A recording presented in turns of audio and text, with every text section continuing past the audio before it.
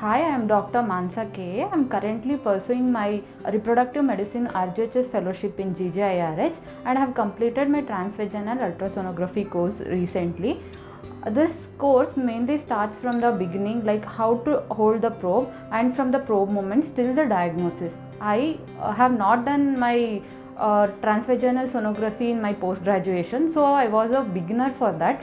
I have learnt enjoying this throughout my course. The best thing I like about this is the simulator. The hands-on on the simulator is the best thing, and the feedback from the faculty is also the best thing, where you can correct on the modules there, and you can learn and you can practice and you can modify your mistakes in the same thing. I recommend this for all the postgraduates who have completed their post graduation or during the post graduation, so that you can't rely on the radiologist for everything. You can include this in your day-to-day practice also. Thank you.